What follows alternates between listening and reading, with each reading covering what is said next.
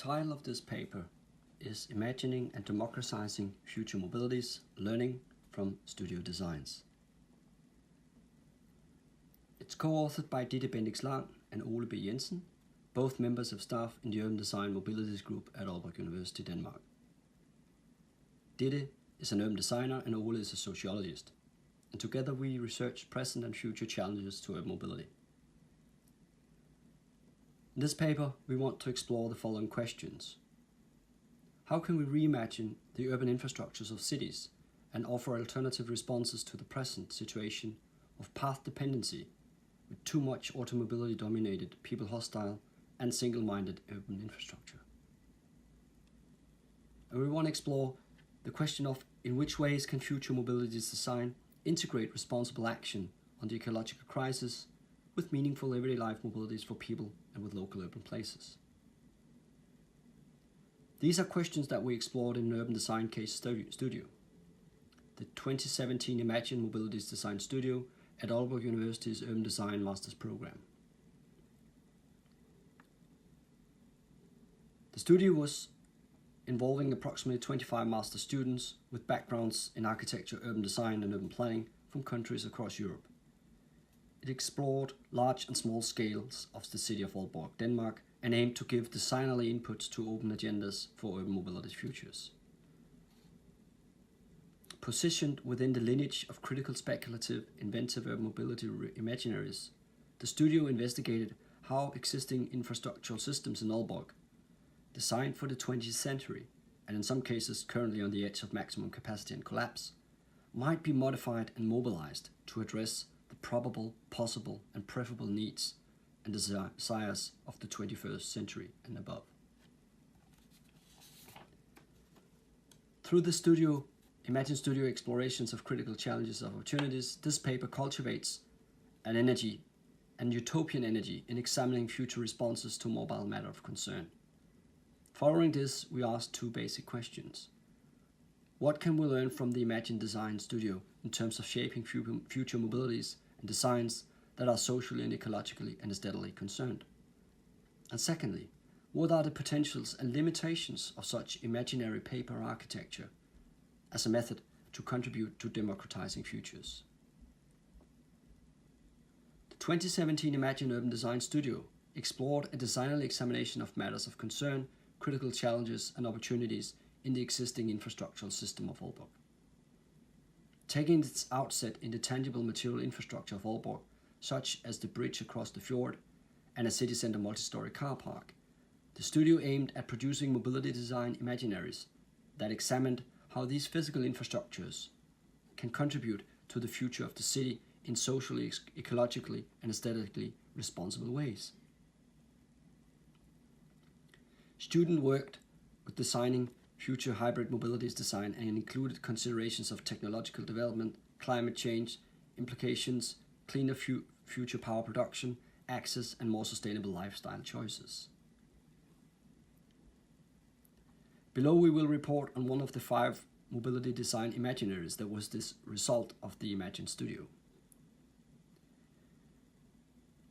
The studio we chose is titled Turning the Tide, a Mobilities Design Imaginary. This imaginary is made by a design team with disciplinary backgrounds in urban planning, architecture and urban design, and with members from Italy, Germany, Norway and Denmark. It taps into a local and national controversy about a third connection across the fjord in Aalborg, a 700-meter wide water stream that, while being extremely impactful on the city, as for example a huge ecosystem, an attractive recreational space, the historically and economical raison d'etre for the city, in mobility term tends to serve as a barrier.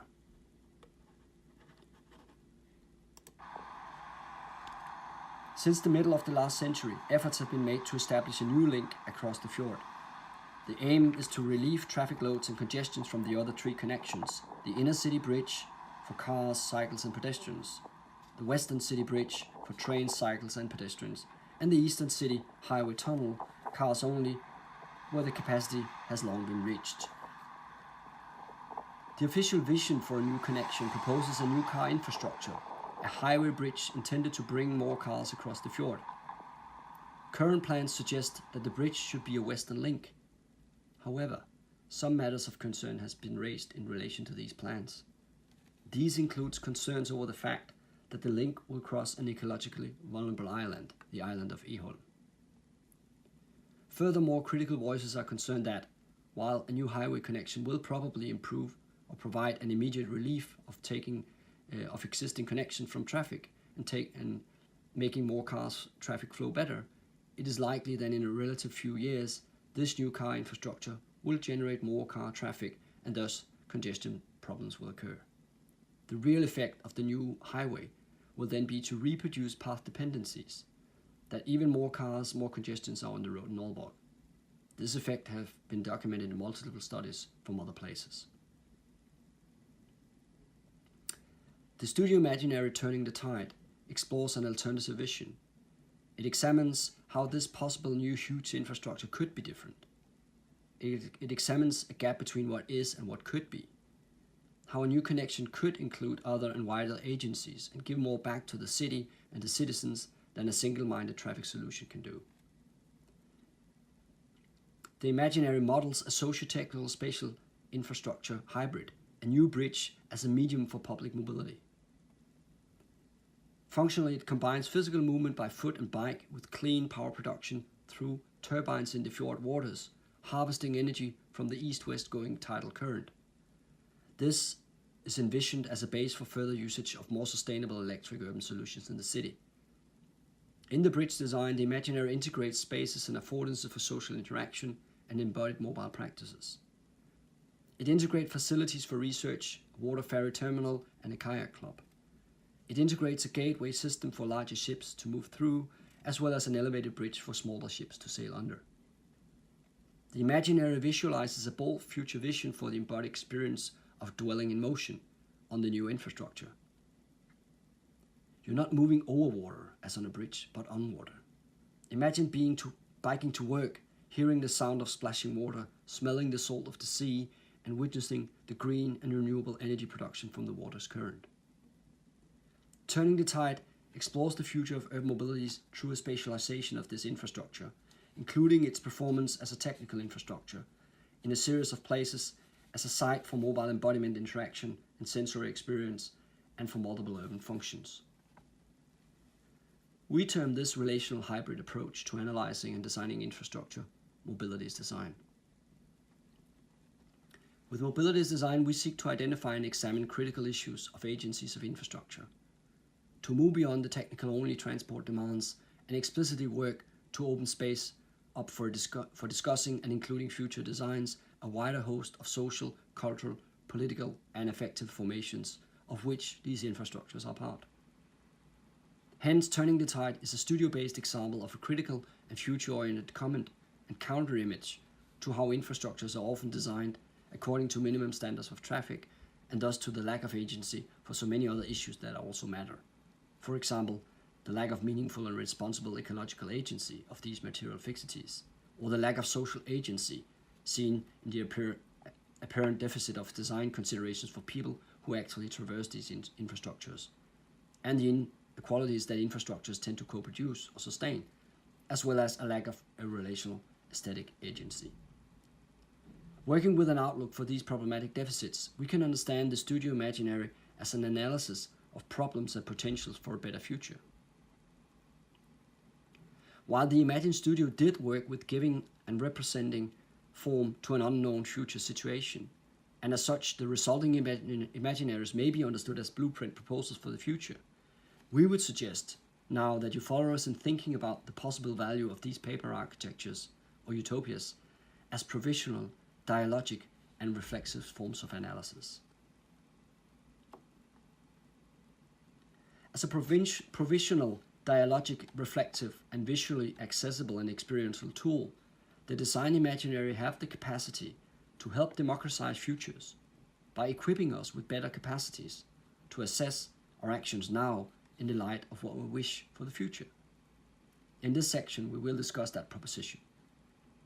French philosopher Henri Lefebvre argued that, quote, "In order to extend the possible, it is necessary to proclaim and desire the impossible. Action and strategy consists in making possible tomorrow what is impossible today," unquote. And planning theorist Jim Friedman underlined that utopian thinking is the capacity to imagine the future that breaks through the barriers of convention.